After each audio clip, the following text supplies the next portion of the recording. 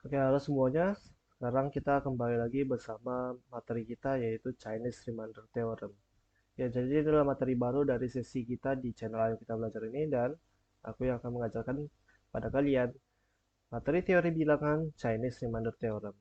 Jadi ini adalah teori masa Cina dan ini juga materi yang cukup penting apalagi dalam pendalaman modulo. Jadi setelah kita belajar pendalaman modulo, kita biasanya juga harus belajar Chinese Remainder Theorem ini. Karena inilah yang akan melengkapi kekosongan kita dalam materi pendalaman modulo di video sebelumnya. Oke, jadi Chinese Remainder Theorem itu intinya adalah, ya jadi kita belajar sejarahnya dulu ya. Jadi dulu tuh ada pada abad pertama, ada seorang matematikawan Tiongkok yang namanya Sun Tzu. Jadi mengajukan pertanyaan berikut. Tentukan sebuah bilangan bulat yang bila dibagi 5 menyisakan 3, bila dibagi 7 menyisakan 5, bila dibagi 11 menyisakan 7. Jadi ini adalah pertanyaan awal yang diajukan di bukunya. Jadi ada pertanyaan di bukunya, buku milik Sun Tzu, dan inilah pertanyaannya. Dan pertanyaan ini rupanya membutuhkan suatu teknik, nah, namanya teorema Cina. Nah, jadi kalau misalkan persoalan ini tentukan sebuah bilangan yang bila dibagi 5 menyisakan 3, ini bila dibagi 7 menyisakan 5, ini bila dibagi 11 menyisakan 7. Ya, jadi pertanyaan ini bisa kita ubah dalam bentuk kekongruenan. Jadi, tentukan sebuah bilangan bulat. Bilangan bulatnya adalah si X. Bila dibagi 5, menyisakan 3. Bila dibagi 7, menyisakan 5. Bila dibagi 11, menyisakan 7. Ya, kalau kalian masih belum mengerti tentang kekongruenan, kusarankan melihat video sebelumnya. Karena materi Chinese Remainder Theorem ini akan sangat erat hubungannya dengan modulo. Oke, kita lanjut. Ya, jadi ada rumus dasar dalam mengerjakan modulo. Jadi sebenarnya ada dua teknik dalam mengerjakan modulo. Yang pertama adalah pakai rumus, yang kedua itu biasa cara manual. Nah, kita pertama akan bahas dulu yang pakai rumus. Jadi misalkan ada sebuah bentuk seperti ini, X kongruen dengan A1 modulo N1, X kongruen dengan A2 modulo N2, dan seterusnya. Jadi ini sebagai bentuknya gitu. Terus kita pada langkah awalnya untuk memakai rumus ini, kita harus pastikan bahwa FPB setiap NI dan NJ untuk setiap I dan J itu ya yang penting I dan J itu tidak sama. Nah, pastikan FPB dari semua N ini sama dengan satu. Jadi misalkan N1 dan N2 itu harus satu. N1 dengan N3 itu harus satu FPB-nya. Dan semuanya harus satu. Nggak boleh nggak ada yang satu. Kalau misalkan ada yang nggak satu, maka kita tidak bisa memakai rumus ini. Nah, nanti kita akan belajar teknik untuk cara memisahkan keduanya. Seandainya jika terdapat FPB, NI, NJ yang tidak sama dengan satu. Nah, kemudian setelah kita memastikan semua FPB-nya itu sama dengan satu, ya jadi ini langkah yang paling penting. Disarankan mengecek dulu. Kita tidak mau usaha kita menjadi sia-sia. Oke, kita lanjut ke langkah kedua. Baru kita akan membuat sebuah variabel baru. Jadi kita anggap namanya variabel ini n. Nah, n ini nilainya adalah n1 dikali n2 dikali n3 sampai nr. Jadi di sini ada ada r kekongruenan. Oke. Jadi sampai r kekongruenan ya. Jadi di sini r ini menandakan kayak ya, kalau misalkan r sama dengan 3, maka ya kekongruenannya ada 3. Misalkan kalau r sama dengan 4, maka ya ada 4 persamaannya di sini. X kongruen A1 modulo N1 sampai X kongruen dengan A4 modulo N4 jika R sampai 4 dan seterusnya. Jadi kita bikin nilai variabel baru yang namanya N. N ini akan terdiri dari N1 kali N2 sampai kali NR. Oke. Nah, kemudian apa? Kemudian kita cari nilai N besar K. Jadi ini bukan N yang sama dengan yang langkah kedua ya. Jadi NK ini merupakan nilai yang baru. Jadi NK ini bakal ada R jenis. Jadi K ini dari 1 sampai R gitu. Ya maunya aku tadi buatnya NR aja sih, tapi nggak apa-apa lah. Jadi kita cari nilai NR. N besar K. Jadi nanti ada sampai N, misalkan N1, N2, sampai NR. Oke? Jadi bervariasi sampai NR dia. Nah, N1 itu nilainya N per N1. Jadi N tadi ini kan sudah diperoleh di langkah kedua. Diperoleh di langkah kedua. Dan N1 ini bisa kalian lihat lagi di sini. Begitu juga seterusnya sampai NR. Oke. Kemudian setelah itu, kita cari nilai XK menggunakan persamaan berikut. Jadi aku hapus dulu sebentar yang ini. Biar nampak. Cari nilai XK menggunakan persamaan berikut. Jadi kita harus mencari nilai XK. Jadi XK itu yang ini. Jadi kita carinya pakai persamaan ini. Supaya kita bisa dapat nilai XK. NK kan sudah kita ketahui. Jadi yang udah aku peta ini udah kita ketahui. Dan NK yang ini sudah juga kita ketahui. Sekali lagi, K-nya ini dari skala 1 sampai R.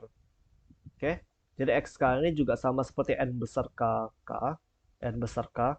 Itu juga ada dari X, berarti nanti ada X1, X2, X3, X4, X5, dan seterusnya sampai XR. Nah, terakhir, langkah terakhir yang paling mudah untuk dikerjakan itu em, itu yaitu kita pakai rumus ini. Maka X sama dengan A1 dikali N1 kali X1 ditambah A2N2 kali X2 A3N3 X3. Jadi N-nya N besar ya, nggak pakai N kecil. Dan kemudian sampai segini. Baru kita modulo dengan N. Oke? Ya. Jadi untuk mengerjakan Chinese Remainder Theorem, jadi tahap akhirnya ini kita masukin apa yang sudah kita dapat di langkah-langkah sebelumnya, baru kita masukin ke satu rumus terakhir ini. Maka kita akan mendapat jawaban X-nya berapa. Jadi X-nya itu sama dengan ya rumus ini. Oke, mungkin kalau kita pakai segini-gini aja mungkin nggak apa ya, nggak bakal masuk otak. Jadi kita bakal langsung latihan saja. Oke, kita mungkin pakai satu contoh soal yaitu ini. Soal yang klasik dari sebelumnya. Jadi X kongruent 3 modulo 5, X kongruent 5 modulo 7, X kongruent 7 modulo 11. Nah, jadi langkah pertamanya apa? Kita pastikan dulu bahwa FPB setiap NI, NJ itu sama dengan 1. Nah, jadi di sini ada 3. Ini ada N1, jadi ini N1 ya. N1, ini N2, dan ini N3. Kita pastikan masing-masing dari pasangan-pasangan ini merupakan FPB-nya sama dengan 1. Misalkan FPB dari N1 dan N2. Kita lihat FPB 5,7. Apakah sama dengan 1? Ya. Kita cek lagi. FPB N1 dengan N3. 5,11. FPB 5,11. 1 juga. Misalkan yang terakhir. Apa yang mungkin? N2 dan N3. Jadi kita harus mencari tahu semua kemungkinan yang ada ya. Jadi N1, N2, N1 dengan N2, N1 dengan N3, baru N2 dengan N3. Yang penting semuanya itu berpasangan. Oke, jadi FPB N2, N3 itu 7,11. Itu sama dengan 1 juga. Ya. Atau dengan kata lain, biasa FPB NI, NJ sama 1 itu biasa kita sebut NI dan NJ itu adalah koprima. Koprima itu apa? FPB-nya sama dengan 1. Oke, setelah kita tahu ini sama dengan 1, 1, 1, maka kita bebas menggunakan rumus yang kita pelajari di slide sebelumnya. Kemudian, ini kita hapus biar nggak mengganggu pemandangan. Oke, ini sebenarnya sudah aku bikin di PPT semuanya, jadi kalian tidak perlu bola-balik screenshot. Jadi kalian tinggal screenshot aja nanti di tab akhirnya. Jadinya nanti ya FPB 1 N, N2 1, FPB N1, N3 1, FPB N2, N3 1. Nah, jadi kita buat dulu apa saja yang setelah kita pastikan tadi, kita buat dulu apa yang ketahui biar kita lebih mudah melihat situasinya. Nah, jadi A1 itu 357. A1 yang mana? A1 yang ini. A1, A2, A3. Baru ada N-nya, N1, N2, N3, 5, 7, 11. Oke. Kemudian langkah selanjutnya kita cari nilai N.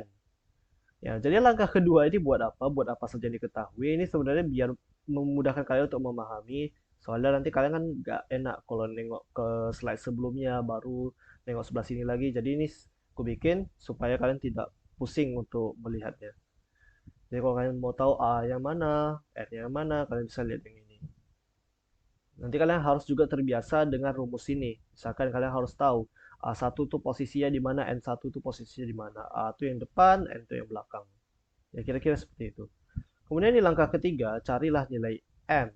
Nah, nilai N ini terdiri dari N1 kali N2 dikali N3. Kenapa sampai N3 aja? Karena ya di sini cuma ada 3 kekongruenan. Nah, sesuai dengan rumus tadi, itu kan sampai NR. Nah, di sini R-nya berapa? R-nya sampai 3. Ini R-nya sama dengan 1, 2, 3.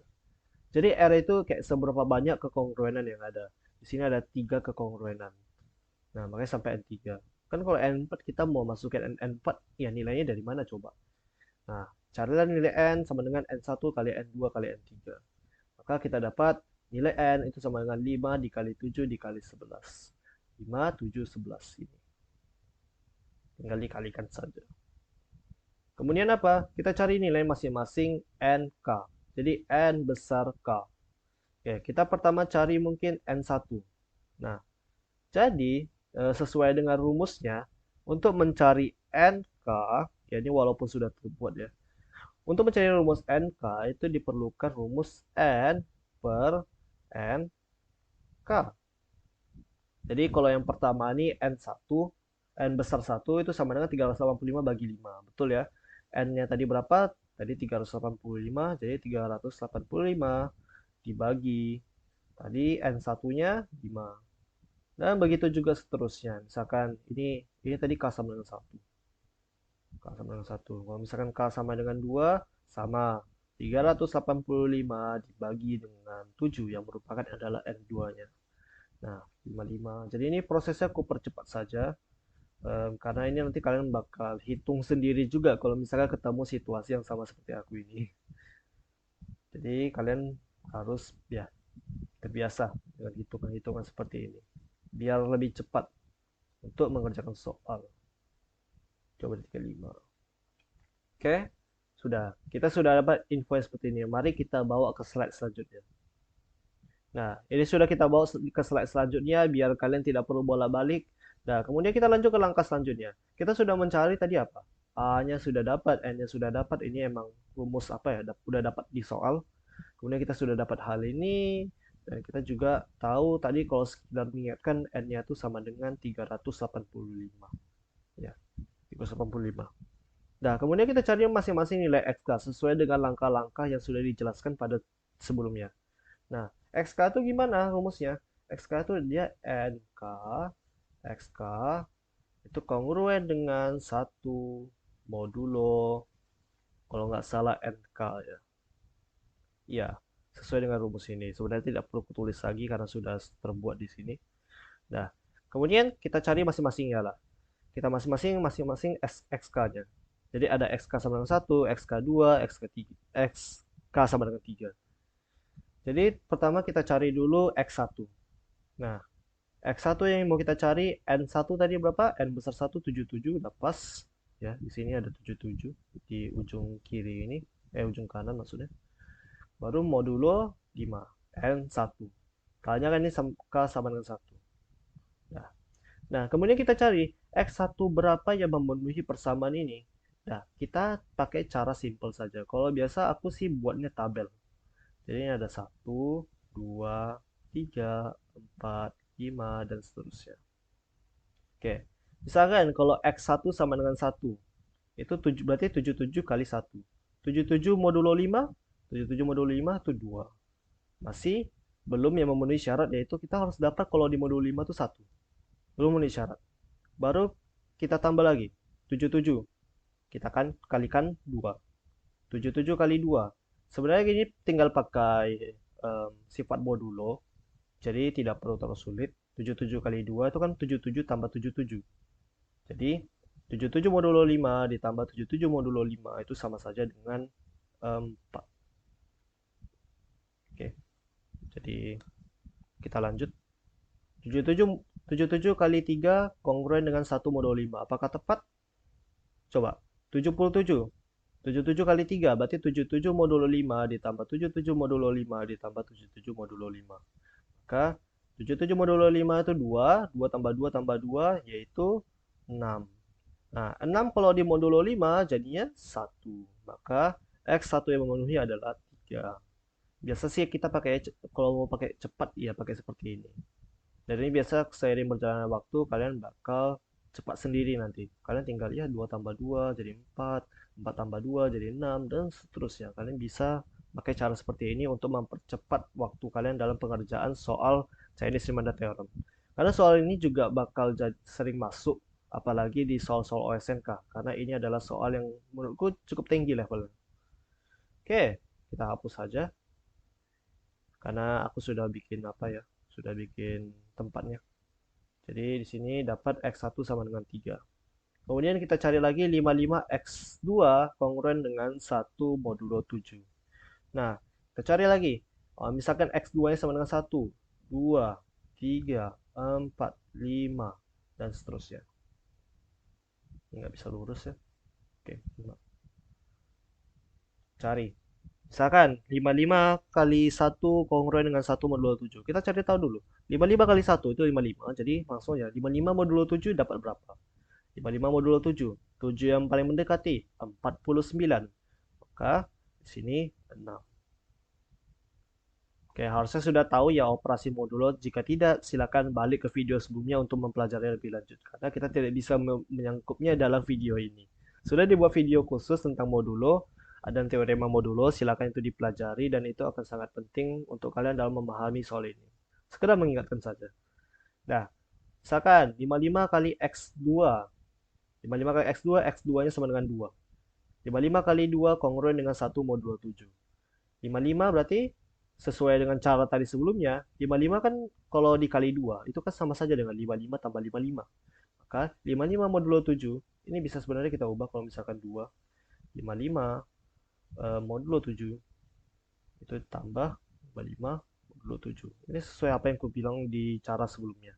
Jadi ini sama saja dengan 2 dikali 55 modulo 7. Biasa aku lebih suka pakai cara seperti ini. Nah, kalau begitu, 55 modulo 7 kan kita sudah dapat tuh 6. Maka 6 tambah 6, 12. 12 modulo 5, 12 modulo 7. 12 modulo 7 itu adalah 5. Jadi kita lanjutkan aja. Kita tambahkan saja 6 terus-menerus. Jadi kita tambah 6 terus-menerus. Dan misalkan dari kalau X2 yang sama dengan 3, 5 kita tambahkan dengan 6. Jadi ini penambahan 6 terus-menerus. Terus-menerus tambah 6. 5 tambah 6, 11. 11 modulo 7, 3. 11 modulo 7, 4 deh. Salah. Maaf. 11 modulo 7, 4. Jadi 5 tambah 6, 11. 11 modulo 7 itu 4. 4 tambah 7, salah. 4 tambah 6, 10. 10 modulo 7, 3. Begitu juga seterusnya kita lanjut. Dan ini sebenarnya sudah kita nampak polanya. 3 tambah 6, 9. 9 modulo 7, 2. 2 tambah 6, 8. 8 modulo 7, 1. Maka X2 yang memenuhi adalah 6. Jadi sepertinya sudah paham ya untuk cara seperti itu. Jadi ini cara mudahnya kalau kalian mau mencari kekongruenan ya. Nah lanjut, kita langsung aja di sini karena kita sudah sudah dijelaskan di dua ini ya. Dua ini sudah saya jelaskan tadi cara penyelesaiannya. Oke, kita buat tabel ya. Biasa kita buat tabel saja biar cepat. Maka kalau X35, X3, X3 sama dengan 1, 35 kali 1, 35 modulo 11 itu 2. Berarti di sini 4. Di sini, jadi ini tambah 2 terus. Tambah 2 terus. Jadi tambah yang ini. 2, 4, 6, 8, 10, 12. Nah, sampai 12. 12 modulo 11 ini kan 1. Maka 6 jawabannya. Jadi X3 memenuhi adalah 6 juga. Gampang kan? Ya, itu cara cepatnya. Supaya kalian tidak bingung gitu. Lanjut. Setelah kita mencari XK, kita cari yang selanjutnya. Kita langsung masukkan rumus saja. Karena kita sudah dapat semua. Jadi kalau misalkan kalian ada SSO slide sebelumnya, itu di bagian cara penyelesaiannya.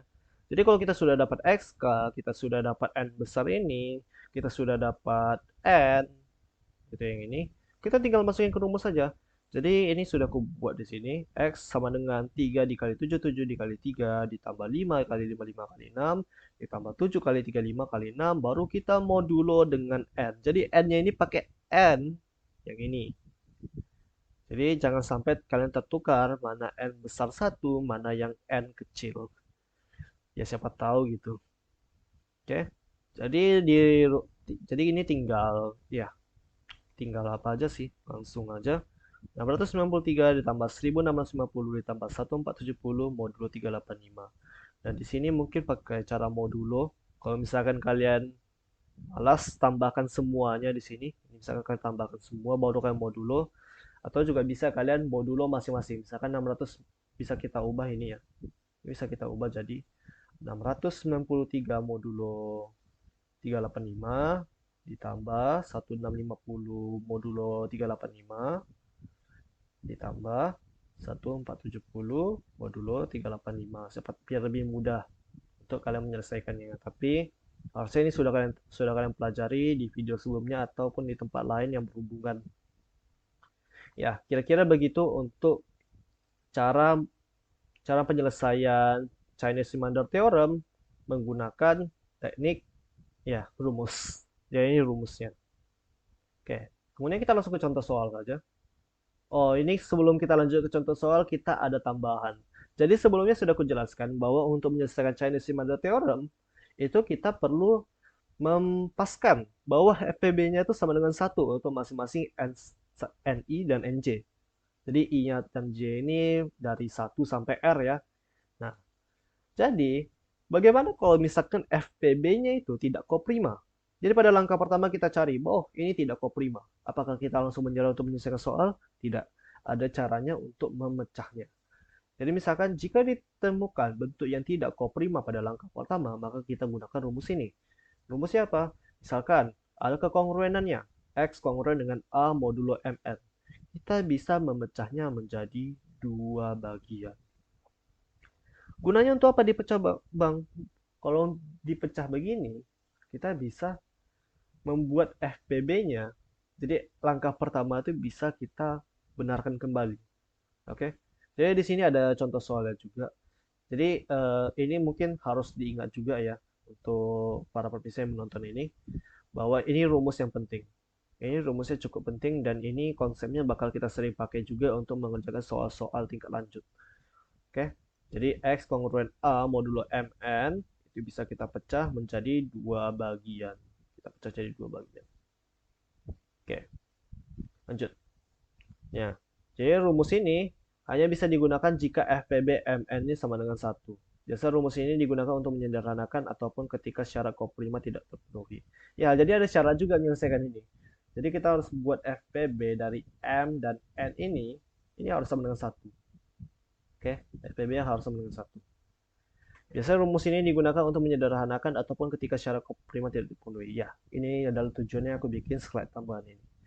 Kita lanjut. Kita langsung ke contohnya saja. Misalnya kita ketemu contoh soal seperti ini.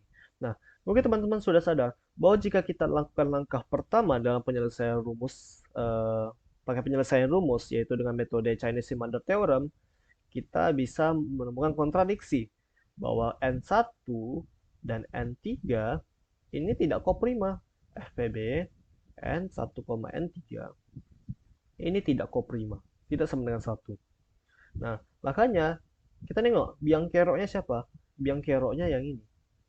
N3 inilah biang keroknya. Nah, supaya bisa kita lakukan cara rumus, kita pakailah solusi yang tambahan tadi. Kita pecah. Nah, maka kita perlu mengubahnya X kongruen dengan 7 modulo 2 kali 5. Benar kan kalau misalkan ini M-nya, dan kalau misalkan ini N-nya, FPB M, N ini sama dengan 1. Jadi makanya kita bisa memakai rumus ini. Oke? Ya. Jadi kita karena FPB 5,10 tidak sama dengan 1, maka kita perlu mengubahnya. Biang keroknya yang ketiga ini, si ketiga ini biang keroknya.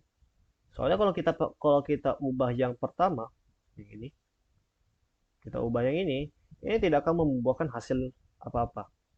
Ya, memang kalian mau buat apa? X kongruen, misalkan X kongruen 3 modulo 5, kalian mau pecah menjadi apa? Tidak bisa, karena faktorisasi prima dari 5 sendiri adalah 5. 5 kali 1. Ya, kalian mau pecahkan jadi apa? Jadi tidak bisa. Sebaliknya, X kongruen 7 modulo 10 ini bisa kita pecahkan jadi 2 kali 5. Jadi kalian harus pandai memilah-milah yang mana harus dipecahkan. Oke, selanjutnya kalau sudah dipecahkan maka akan menjadi seperti ini. Jadi ada dua. kita dapat dua jenis. X kongruent dengan 7 modulo 2 dan X kongruent 7 modulo 5. Jadi ada dua di sini. Maka yang ini X kongruent 7 modulo 10 ini kita ganti menjadi dua ini. Kita masukkan. Nah, tapi di sini kalian bisa melihat sesuatu. Nggak ada ya. Ya, jadi kalian bisa melihatnya di sini bahwa X kongruent 7 modulo 10 ini sudah tergantikan dengan dua ini. Nah, sekadar memberitahu kalau misalkan ada yang sama, misalkan em, kalau misalkan ini ya, modulo 2 ini kita ganti jadi 5. Nah, kalau misalkan ada dua kekongruenan yang sama, kalian boleh coret salah satu, itu tidak masalah. Itu sekedar tambahan saja. Oke? Ya. Jadi intinya itu untuk cara penambahan ini, jadi ini cara yang bakal kalian sering pakai juga dalam penyelesaiannya. Nah, ini aku nggak bakal lanjut lagi karena kalian pasti bisa sendiri menggunakan rumus tadi dan kita tidak akan membuang waktu untuk soal ini. Mungkin kalian bisa mengerjakan ini sekarang dan mungkin ya memberitahu di kolom komentar. Itu tidak masalah. Ini bisa jadi latihan soal kalian. Ya, soal aja gitu. Tapi kita masih ada beberapa yang mau dibahas, jadi kita lanjut saja. Kita masih ada beberapa soal penting yang mau dibahas gitu. Nah, kemudian ini ada contoh lain. Misalkan X kongruent 3 modulo 55. Nah, ini N1 dan N2-nya sama-sama kena lagi. N1 dan N3-nya sama-sama kena lagi. FPB-nya tidak sama dengan 1. Perhatikan bahwa LPB 5,55 tidak sama dengan 1. Maka kita perlu mengubahnya X kongruent 3 modulo 5 kali 11. Jadi seperti ini. Jadi terbagi 2. Nah, kemudian kita masukin. Nah, di sini kalian bisa lihat. Loh bang, kok cuma 3 aja? Bukannya ini kalau harusnya kita tambahkan kedua ini harusnya jadi 4.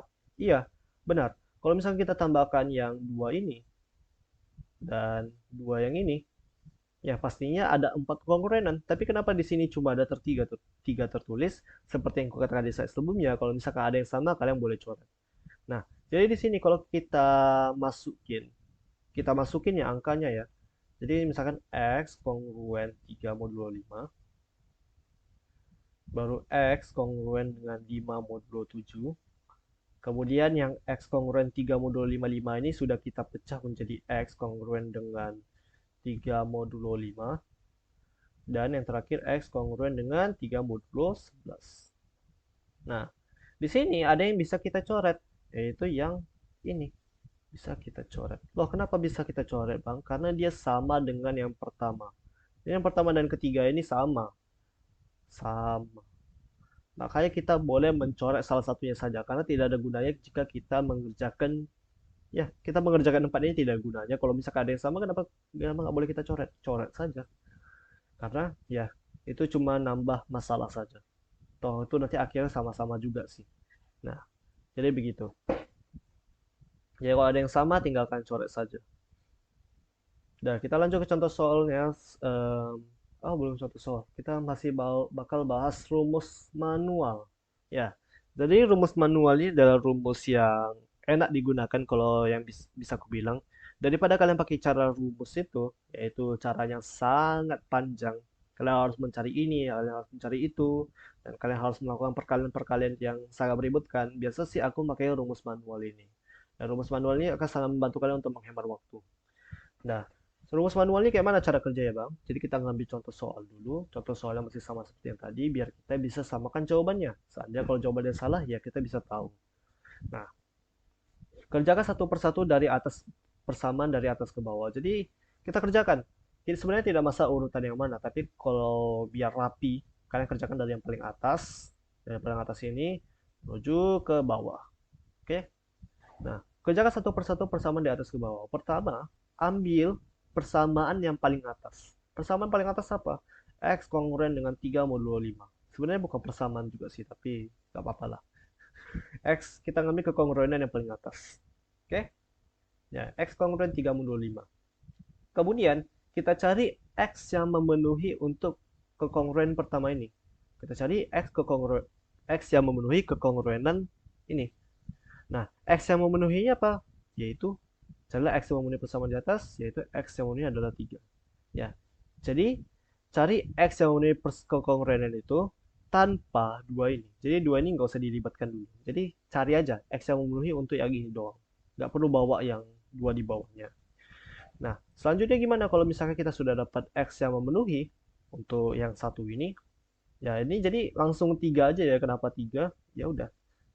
Kalau misalkan X kongruen 3 modulo 5, X modulo 5 berapa yang jika X yang dibagi 5 hasilnya 3 itu X-nya berapa? Ya udah 3. Biasa sih ambil yang paling kecil saja. Jadi ini X-nya ini harus ngambil yang paling kecil. X ambil yang paling kecil. Yang paling kecil adalah 3. 3 modulo 5, 3 juga. Kemudian lanjut ke kekongruenan kedua, yaitu X kongruen 5 modulo 7.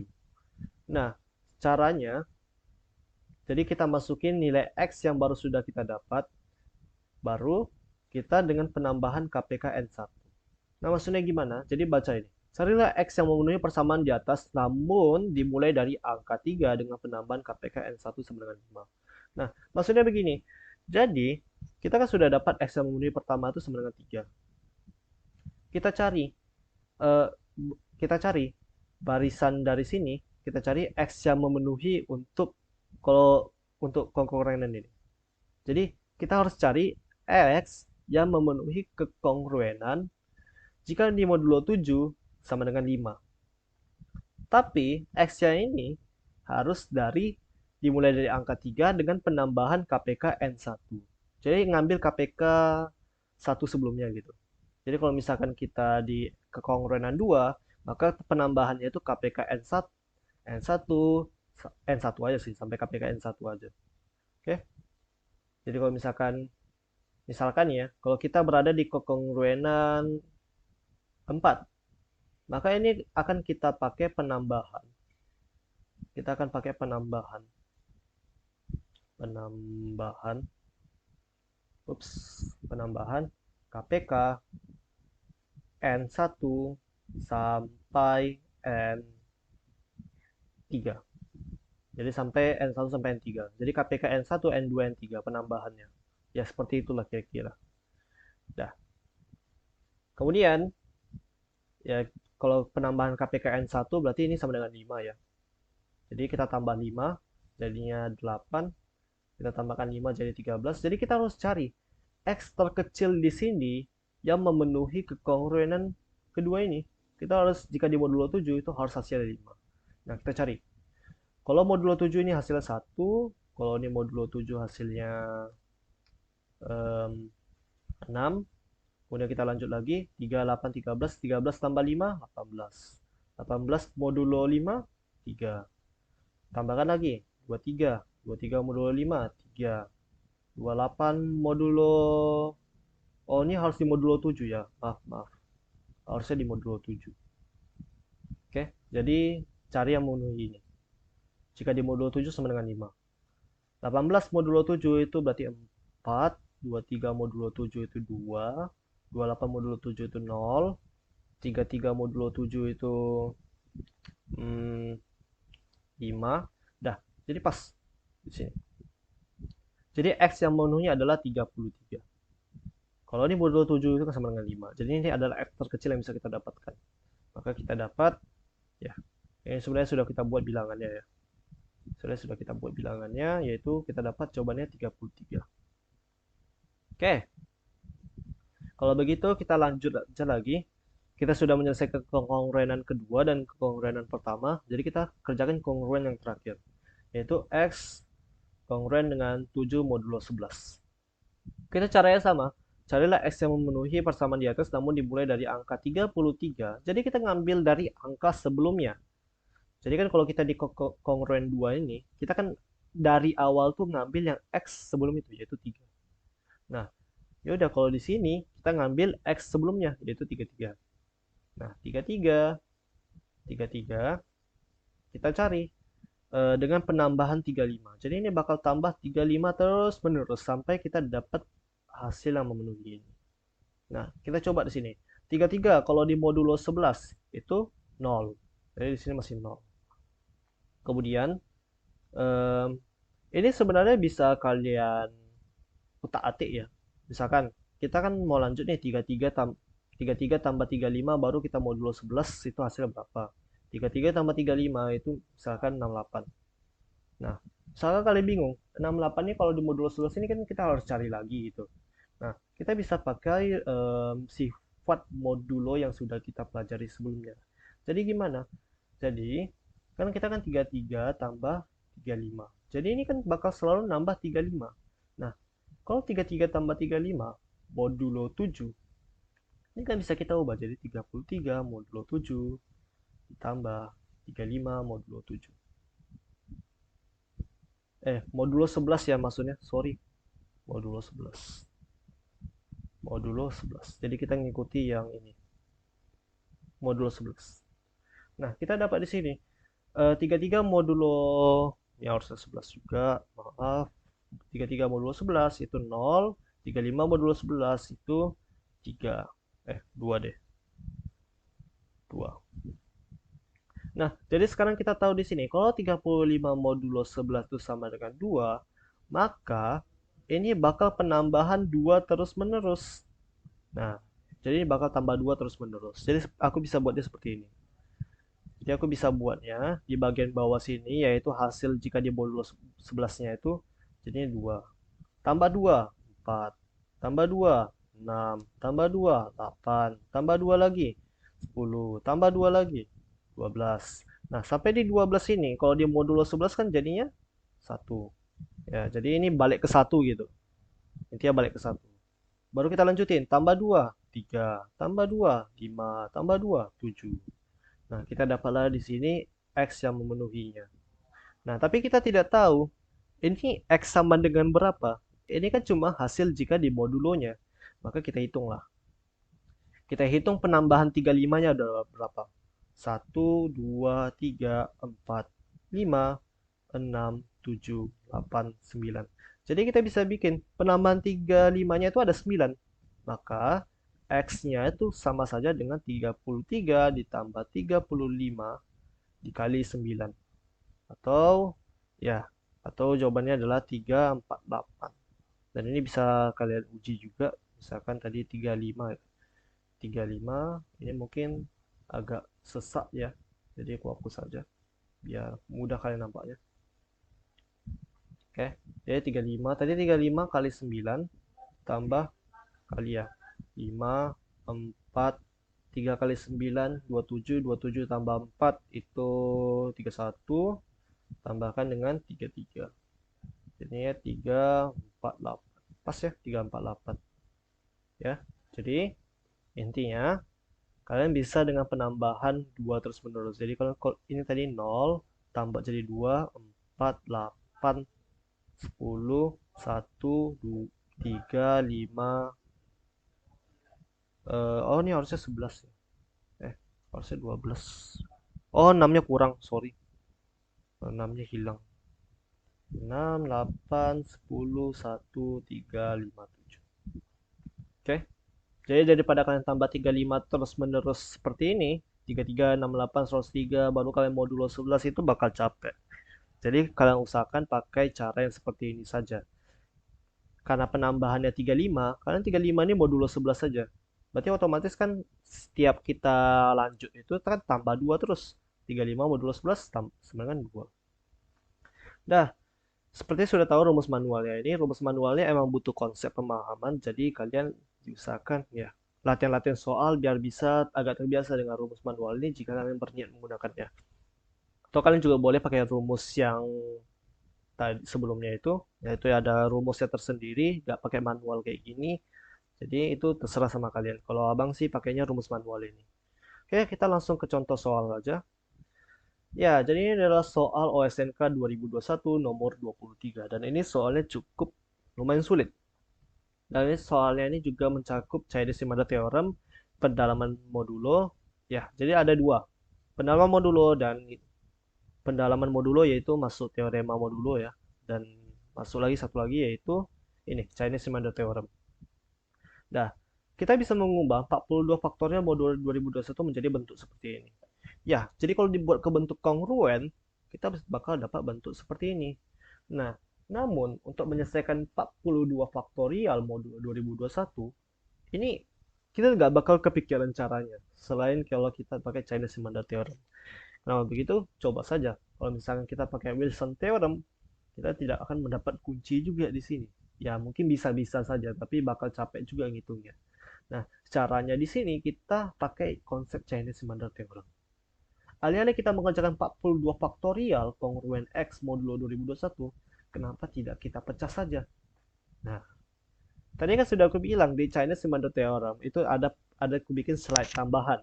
Nah, jika misalkan ada bentuk koprima, itu biasa kita pecah jadi dua. Konsep itu bisa kita pakai juga dalam soal ini. Nah, kita tahu kalau 42 faktorial kongruen dengan X modulo 2021 itu carinya tuh pasti pening. Maka untuk memudahkannya kita pecah jadi dua. Loh, kenapa kita pecah, Bang? Nah, kita pecah karena kalau kita pecah, kita akan mendapatkan sesuatu hal yang bisa kita hitung secara manusiawi. Oke, kemudian kita pecah jadi dua. Jadi ini sebenarnya bisa kita ubah juga sesuai dengan sifat kongruen, yaitu X kongruen dengan 42 faktorial modulo 43 dan X kongruen dengan 42 faktorial modulo 47. Oke. Jadi bisa kita ubah seperti ini pertanyaannya. Jadi ini adalah Chinese Remainder Theorem juga.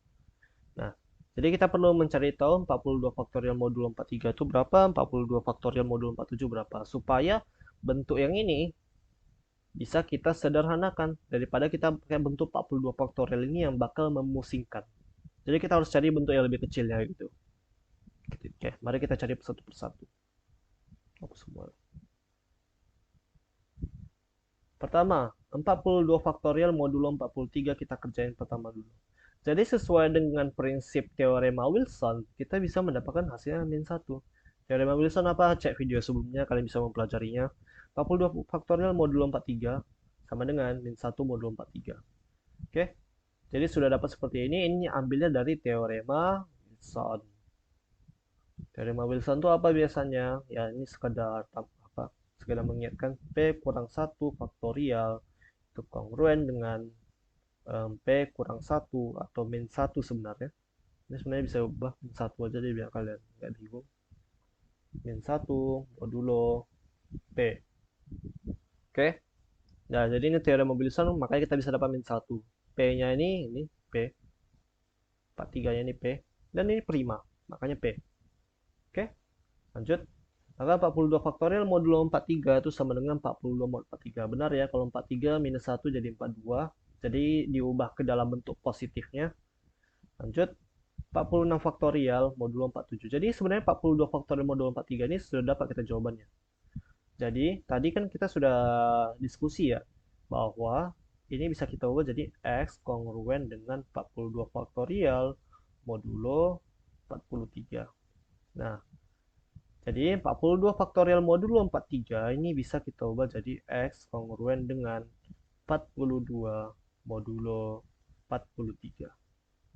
Nah, daripada 42 faktorial kita ubah jadi 42 biar angkanya lebih kecil. Makanya kita cari ya versi lebih kecilnya yaitu ini. Oke, nggak ada masalah di sana harusnya. Kemudian kita cari yang satunya lagi, 42 faktorial modulo 47. Nah, kita pakai prinsip teorema Wilson juga, tapi kita mulai dari 46 faktorial modulo 47 sama dengan min 1 modulo 47. Jadi, dari ini kita bisa mendapatkan nilai dari 42 faktorial modulo 47. Caranya gimana? Perhatikan baik-baik.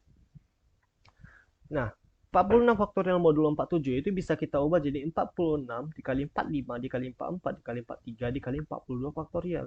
Jadi kita sudah dapat nih bentuk 42 faktorial modulo 47-nya. Nah, jadi tugas kita selain itu adalah memindahkan keempat biji ini ke belakang ini. Oke, kita pindahkan. Tapi karena angkanya terlalu besar, jadi kita ubah ke dalam bentuk minus saja. Oke, jadi kalau di modulo itu bisa kita ubah dalam bentuk minus ya, untuk memperkecil jawaban. Nah kan 46 ubah jadi min 4, 45 ubah jadi min 3, 44 jadi min 2, 43 jadi min 1, dan seterusnya. Ya, oh ini harusnya terbalik sih. Ya, harusnya min satu ini sebenarnya punya apa sih? Ya, min satu ini punya si ini. Ya, ini terbalik sih. 44 ini harusnya punya si ini. 45 ini yang ini, 43 ini yang ujung. Ya, kira-kira seperti itu. Ubah aja dalam bentuk negatif. Itu harusnya sudah ada di sifat modulo. Lanjut, ini kalau kita kalikan semuanya nanti bakal jadi 24 ya. Jadi kalau ini kita pindahkan ke belakang, ini kan tadi min 1 modulo 47. Dan kalau ini kita kalikan ini kan jadi 24.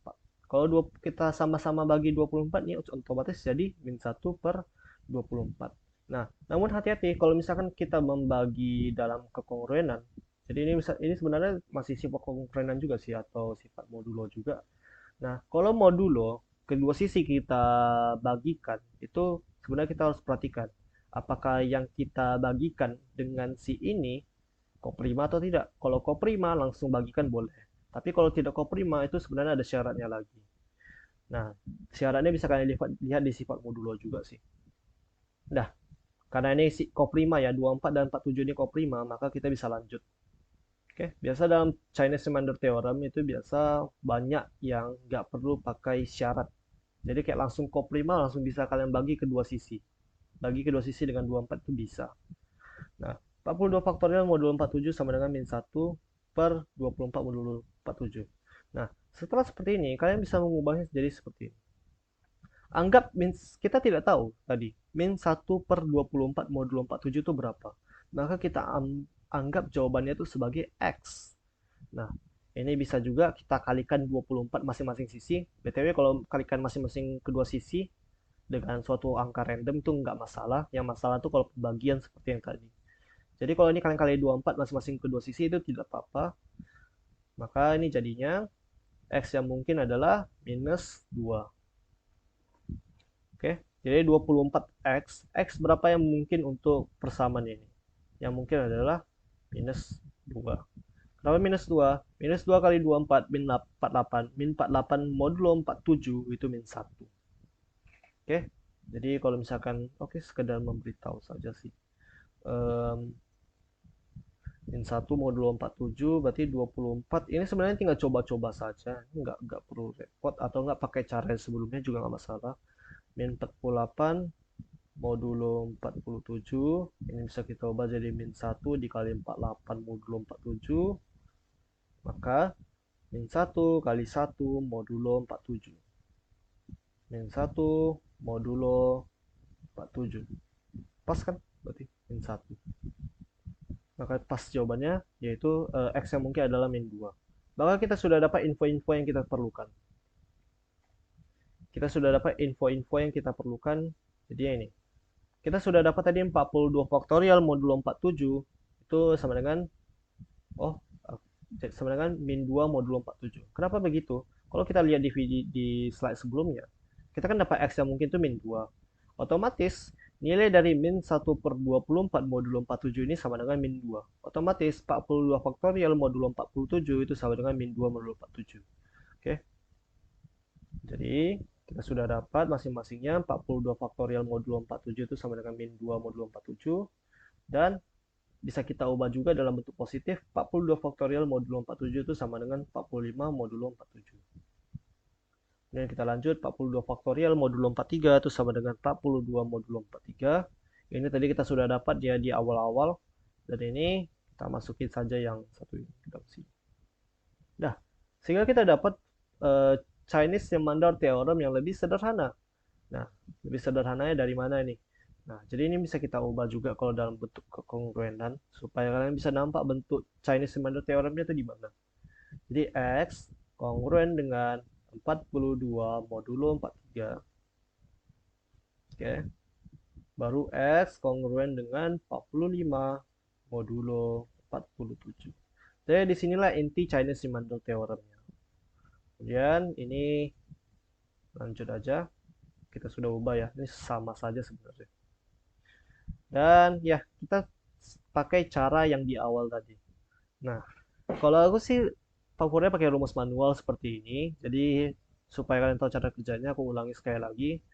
Jadi ambil dulu kekongruenan yang paling atas. Dan kita tahu misalkan X yang memenuhi kongruensi di atas ini adalah 42 itu sendiri. Nah, kemudian ketika kita menyelesaikan X modulo 47 sama dengan 45 modulo 47, ya, berarti kita mulai awalnya dari 42 dengan penambahan KPK dari N1. N1-nya berapa? 43, penambahan 43. Nah, supaya mudah, 43 kalau di modulo 47, jadi ini langsung aja ya. 43 kalau di modulo 47, itu berarti dapatnya min 4. Jadi sebenarnya bisa dengan ubahnya jadi kurang minus 4. Oke, kita ubah jadi minus 4. Jadi 42 ini 42 kalau di modulo 47 itu berapa ya? 42 kalau di modulo 47 ya kira-kira seperti itu deh. 42 kalau di modulo 47 itu 0. Minus 5 deh. Minus 5 ya. Ya, jadi kalian bisa pakai cara seperti ini juga untuk mencari X-nya berapa. Jadi kalau misalkan yang aku bikin di sini di PPT-nya, sebenarnya aku pakai cara manual aja sih. Langsung buat seperti ini aja. 42, 85, 128, 171, 214, 257, 300, 343, 386, 429, 472, dan 515. Dan kalau pakai cara tadi sih, karena dia minus sih mungkin agak cukup ribet sih. Iya, agak cukup ribet kalau misalkan pakai cara yang tadi. Tapi sebenarnya bisa-bisa aja.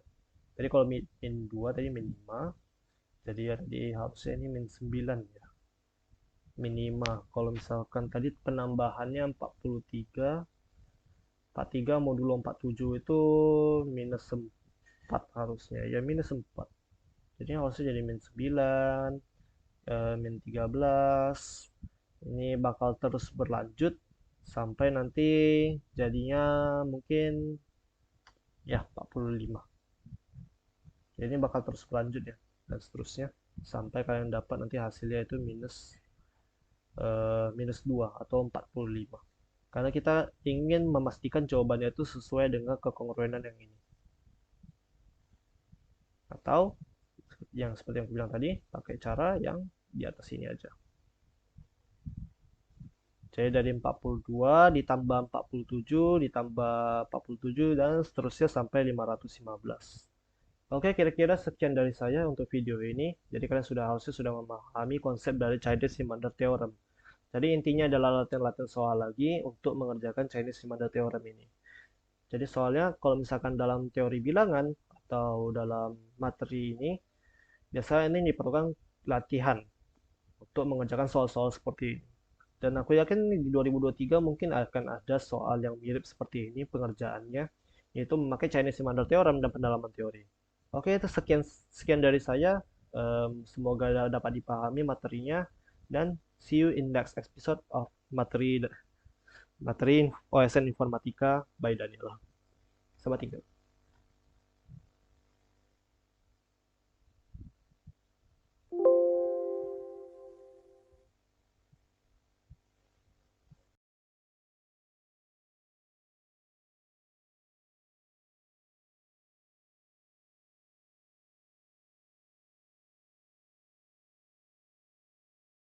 Nivea Deo Hair Fresh selalu menjagaku tetap segar saat aktif seharian.